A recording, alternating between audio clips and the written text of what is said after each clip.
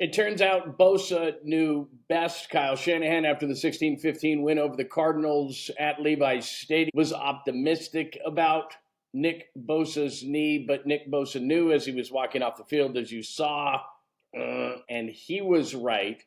So in 2020, Nick Bosa tore the ACL in his left knee, and they finished 6-10. Yesterday, he tears the ACL in his right knee, and Nick Bosa is out for the season. All right, take a moment. Now let's move on. The 49ers are 3-0. There's nothing you can do to replace Nick Bosa. Internal options, Bryce Huff. He's looked good the first few weeks of the season, but he's not an edge setter. Sam Okunwanu, he may be the starter, and then Huff comes in more on passing downs, but it might be Okunwanu. Robert Beal has shown absolutely nothing so far. So what do? November 4th is the NFL trade deadline. If you're going to trade before then, you're going to be completely ripped off. None of the leverage is yours. So what you do in this situation is first, you see what the internal options can do. None of them are going to be Nick Bosa. However, if the defense continues to perform at a high level, then you don't have to panic. But long term, you can still win this division. You're 3-0 after all. You can still win this division potentially without Nick Bosa because the defensive line has played that well. But long term, if you're going to compete with Philly and Detroit, and I know Green Bay lost yesterday, but Green Bay, the top of the NFC, you're going to have to get somebody. And the number one name that comes out is Trey Hendrickson, and it makes a ton of sense. His cap number this year is $25 million. The 49ers have about $25 million in cap space. But before you go, well, then that's a perfect match.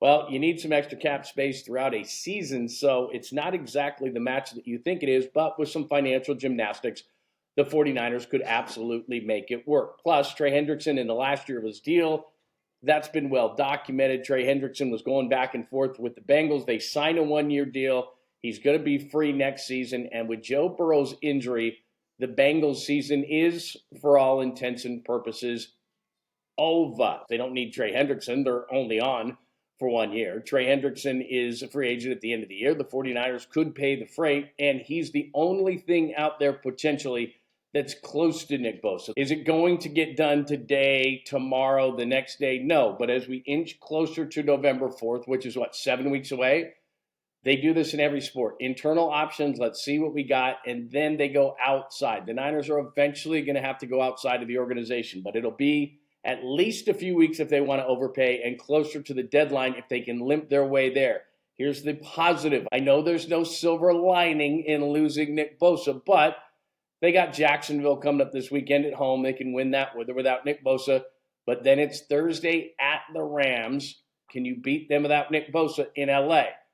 Maybe. And then you go to Tampa Bay, Baker Mayfield, you go across the country. Can you beat them without Nick Bosa? Maybe, maybe not. But if they continue to stack these wins, they get more and more leverage against the Cincinnati Bengals. Other guys that are out there that I like, Will McDonald's a guy that had 10.5 sacks last year for the Jets, played for Robert Saleh, reasonable contract. The Jets are 0-3.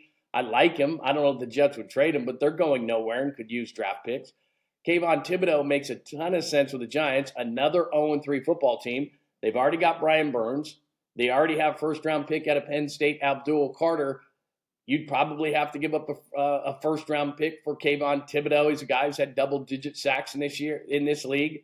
He's not Nick Bosa. Again, the only guy close is Trey Hendrickson, but the Bengals would want to rob you blind. So bottom line to the whole thing is you do not replace a Nick Bosa. There are some names out there. They'll go internal first, and then they'll check to see what's out on the market and see what they have to give up. For any of the big names, though, it's probably a first.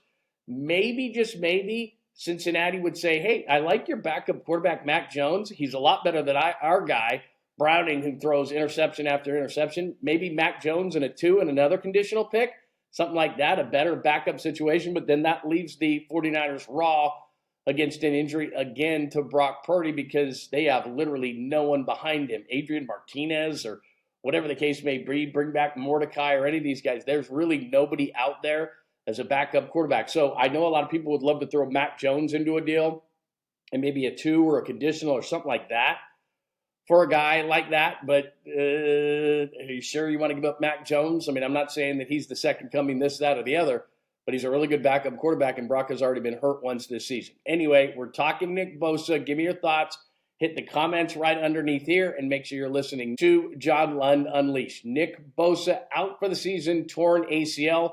What would you do?